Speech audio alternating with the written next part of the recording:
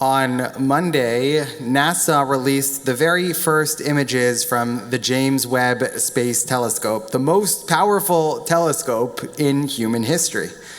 And the image from the Webb telescope that most of us have seen, what's called the Deep Field image, is of the galaxy cluster SMACS, or SMACS 0723. And it's an image that literally contains thousands of galaxies. The brighter spots on that image are approximately 4.6 billion light years away, but some of the fainter spots, if you see the sort of red curves that are on the periphery of that image, those fainter spots are galaxies that are 13 billion light years away, which means that the Webb telescope is really like a time machine, which allows us to see 13 billion years into the past when the universe was in its infancy. And even though we're looking at a cluster of thousands of galaxies, that cluster is just one tiny, tiny sliver of the universe. One description that I read said that the cluster that the Webb telescope photographed is the equivalent of a grain of sand on the tip of a finger in relation to the unfathomably massive scope of the universe. The images we saw this week, particularly of the Carina Nebula and of the 5 galaxies that are known as Stephan's Quintet, evoked, at least for me, the words from Longfellow's famous poem, The Galaxy. Torrent of light and river of the air, along whose bed the glimmering stars are seen, like gold and silver sands in some ravine, where mountain streams have left their channels bare, the stardust that is whirled aloft and flies from the invisible chariot wheels of God. And in our tradition, when we see something in nature that is so incredible, so awe-inspiring, so miraculous, like the Webb telescope images, we recite a blessing, the blessing of Oseh Ma'aseh Bereshit. We bless God for forming such miraculous works of creation. And for the past several months, every other Monday morning, I have been meeting with a congregant who is really passionately interested in questions of quantum physics and cosmology and how they relate to the creation narrative as presented in the book of Genesis. How, if at all, does the creation narrative of the Torah square with the Big Bang?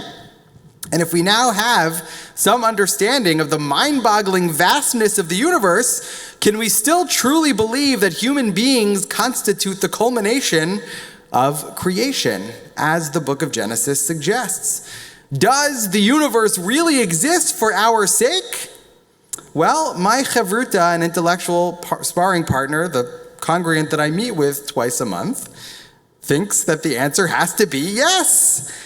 As he has said to me many times, the Torah teaches that the process of creation culminated with human beings.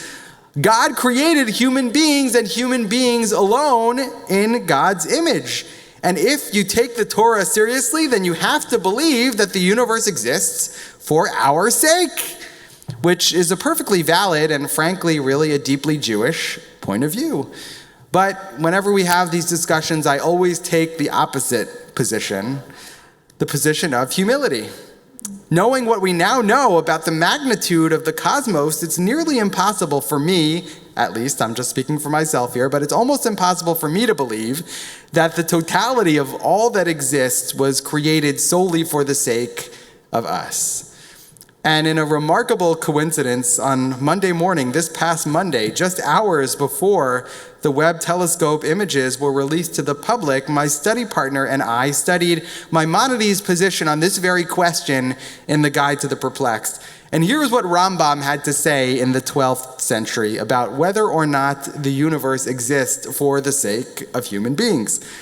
As Maimonides writes, I consider the following opinion to be the most correct according to the teaching of the Bible and best in accordance with the results of philosophy. Namely, that the universe does not exist for the sake of humankind. Maimonides says that explicitly. Rather, each being exists for its own sake and not because of some other thing. Maimonides here teaches that nothing is created for the sake of anything else. God created everything, including the universe, simply for its own sake. And he goes on to say that we must not be misled by what is stated about stars in the Torah, that God placed them in the firmament of the heavens to give light to the earth, because that might lead us to believe that the purpose of the stars is solely to give light to human beings. And that's not true. Yes, God created stars with the ability to give light to human beings, but that's not the reason that they exist. That's not the ultimate purpose of their creation. Stars exist, according to Maimonides, for their own sake. And in his writings, Rambam attempts to disabuse us of the notion that everything, the totality of all that exists, the grand vastness of the universe, was brought into being for our sake. We are but a very, very small piece of God's vast creation. And spiritually speaking, that position, especially when taken in tandem with looking at the Webb telescope images, can lead us to one of two places. It can lead us down a road of existential despair, a place where we feel infinitesimally small and insignificant in relation to the vastness of the universe, just like a grain of sand on a fingertip.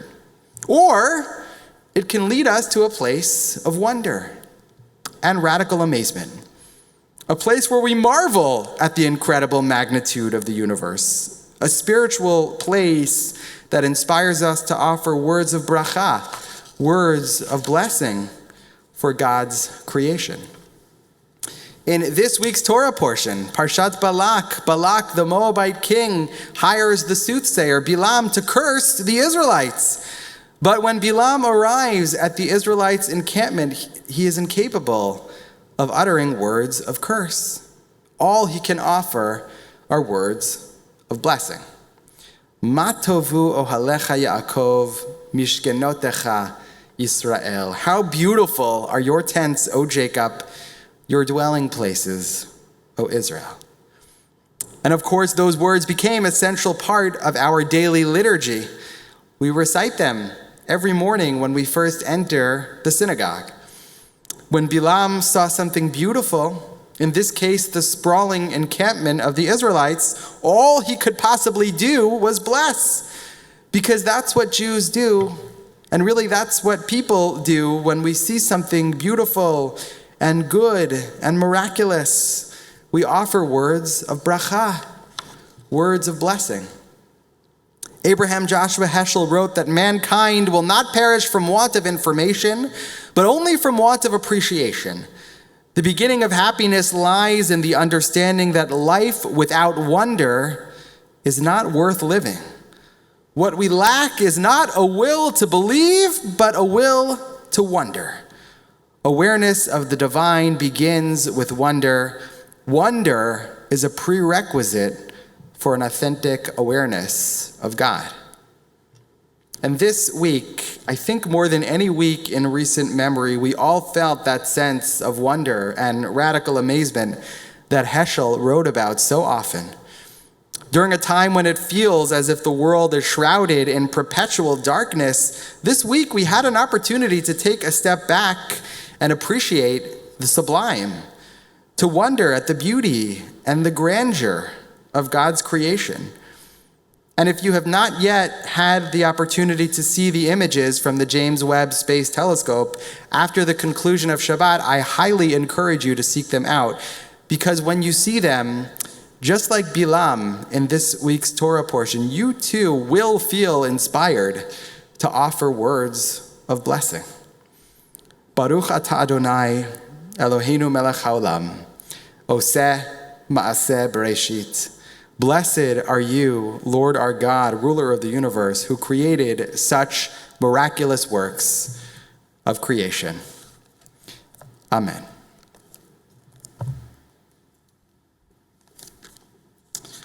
We rise now on page 428 for the Chatzi Kaddish, followed by the Musaf Amidah on page 430.